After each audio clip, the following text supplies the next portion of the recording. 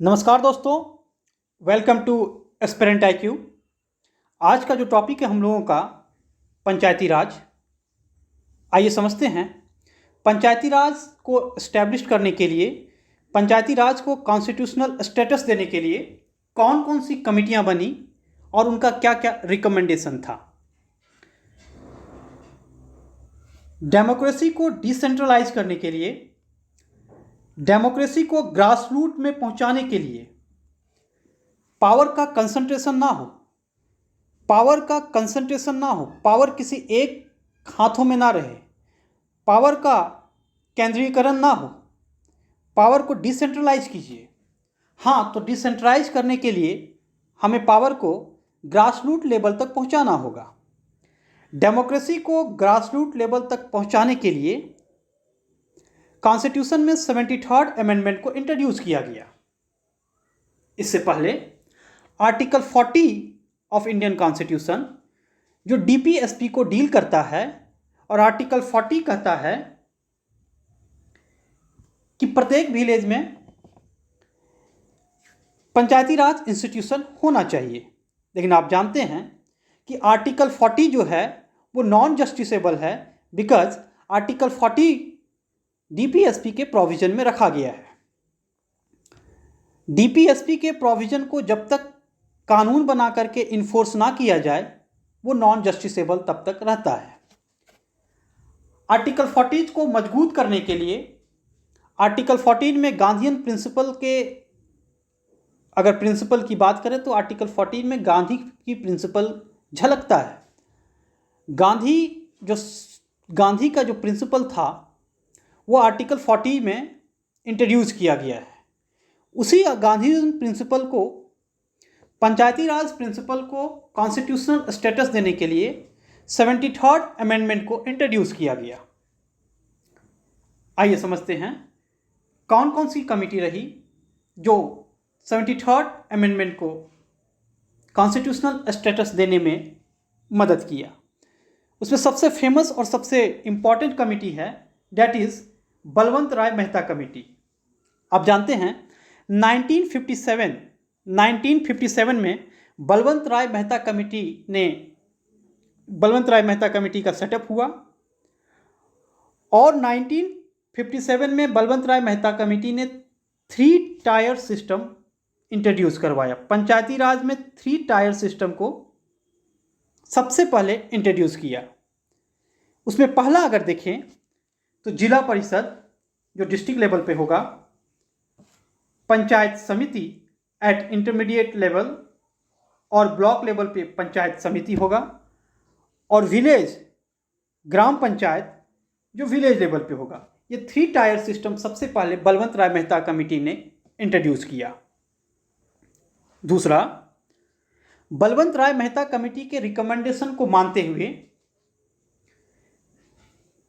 सबसे पहले नागौर डिस्ट्रिक्ट राजस्थान में सबसे पहले पंचायती राज इंस्टीट्यूशन को स्टैब्लिश किया गया। इससे पहले भी आंध्र प्रदेश ने ट्रायल के बेसिस पे 2 डिस्ट्रिक्ट में पंचायती राज इंस्टीट्यूशन को स्टैब्लिश किया, लेकिन वो सबसे पहले वो ट्रायल के बेसिस पे, फुल फ्लेज में अगर बात करें पूरी तरीके से, तो पूरी तरीके से सबसे पहले राजस्थान ने नागौर डिस्ट्रिक्ट 1959 में सबसे पहले पंचायती राज इंस्टीट्यूशन को स्टैब्लिश किया जवाहरलाल नेहरू के द्वारा।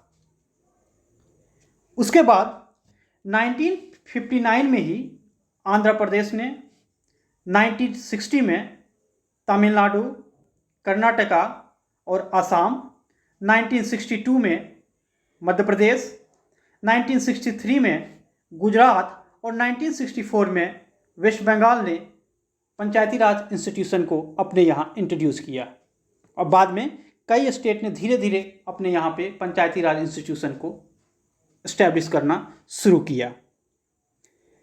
इसके बाद एक बहुत इंपॉर्टेंट कमिटी है, that is Ashok Mehta committee. Ashok Mehta committee का सेटअप सितंबर 1977 में किया गया। 13 मेंबर की कमिटी थी ये अशोक मेहता कमिटी, जिन्होंने अपना रिपोर्ट 1978 में सबमिट किया। दो मुख्य बात अशोक मेहता कमेटी ने कहा। अशोक मेहता कमेटी ने बताया कि पॉलिटिकल पार्टीज का डायरेक्ट पार्टिसिपेशन हो, मीन्स पॉलिटिकल पार्टीज जो है वो डायरेक्ट लोकल सेल्फ गवर्नमेंट में आकर के अपना इलेक्शन लड़ सकता है, पहला। दूसरा, बलवंत राय मेहता कमेटी जो था वो 3 टायर सिस्टम को प्रमोट किया और वो 3 टायर सिस्टम को रिकमेंड किया। लेकिन जो अशोक मेहता कमेटी है उन्होंने 2 टायर सिस्टम को रिकमेंड किया। उन्होंने कहा कि जिला पंचायत जो डिस्ट्रिक्ट लेवल पे होगा और मंडल पंचायत होगा, 2 होगा, पहला जिला पंचायत, दूसरा मंडल पंचायत। अशोक मेहता कमेटी का रिपोर्ट जो है जनता गवर्नमेंट ने 1980 में रिजेक्ट कर दिया। आप जानते हैं कि 3 टायर सिस्टम में पंचायती राज में ब्लॉक लेवल पे पंचायत समिति का बात किया गया था बलवंत राय मेहता कमेटी में। लेकिन पंचायत समिति को अशोक मेहता कमेटी सबसे पहले एवोल्यूशन की बात कहा और बोला पंचायत समिति नहीं होना चाहिए, और उन्होंने 2 स्ट्रक्चर की बात किया, 2 टायर पंचायती राज सिस्टम को एस्टैब्लिश करने का बात किया। पॉलिटिकल पार्टीज को डायरेक्ट पार्टिसिपेशन होना चाहिए, उसकी बात की। उसके बाद जी.वी. के राव कमेटी 1985 में आया। जी.वी. के राव कमेटी जो 1985 में आया, और ये किसके सिफारिश पे आया था? प्लानिंग कमीशन के सिफारिश पे जी.वी. के राव कमेटी लाया गया था। जी.वी. के राव कमेटी ने district as a basic unit of planning को बताया। उन्होंने कहा कि डिस्ट्रिक्ट जो होगा वो बेसिक यूनिट ऑफ प्लानिंग होगा, पहला।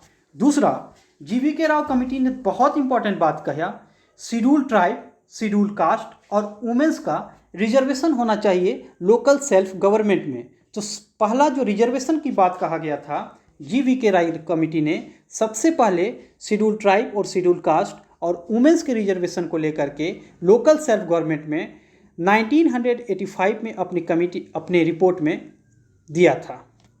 बाद में एलन सिंघवी कमेटी आई। एलन सिंघवी कमेटी 1986 में आया और वो रिकमेंड किया कि जो विलेज है, जो लोकल सेल्फ गवर्नमेंट है, वो फाइनेंशियली स्ट्रांग बने, फाइनेंशियली आत्मनिर्भर बने, पहला। दूसरा, जो कॉन्स्टिट्यूशनल स्टेटस आज तक की जो भी कमेटी थी वो कॉन्स्टिट्यूशनल स्टेटस को रिकॉग्नाइज नहीं किया था। लेकिन एलन सिंघवी की कमेटी ने सबसे पहले कॉन्स्टिट्यूशनल स्टेटस को देने के लिए सिफारिश किया। उसके बाद पीके थॉनोगर, जैसा प्रोनाउंसिएशन देख लीजिएगा, पीके थॉनोगर जो भी थे, इनकी कमेटी राजीव गांधी ने एस्टैब्लिश किया 1988 में। और इन्होंने भी एम्फसाइज किया सबसे ज़्यादा लोकल सेल्फ गवर्नमेंट को, माने पंचायती राज का कॉन्स्टिट्यूशनल स्टेटस को लेकर के। इसी के फर्दरेंस में, इस रिपोर्ट के आधार पे राजीव गांधी सरकार ने 64 कॉन्स्टिट्यूशनल अमेंडमेंट बिल लोकसभा में इंट्रोड्यूस किया। याद रखिएगा, 64 कॉन्स्टिट्यूशनल अमेंडमेंट बिल लोकसभा में इंट्रोड्यूस किया, लेकिन ये राज्यसभा में पास नहीं हो पाया, इसीलिए इसको कॉन्स्टिट्यूशनल स्टेटस नहीं मिला। बाद में 73rd कॉन्स्टिट्यूशनल अमेंडमेंट बिल, इसको इंट्रोड्यूस किया गया और लोकसभा और राज्यसभा दोनों में 22 और 23 दिसंबर 1992 को पास कर दिया गया। 24 अप्रैल डेट ऑफ इन्फोर्समेंट है। 24 April date of enforcement of 73rd constitutional amendment. This much for today. Thank you very much.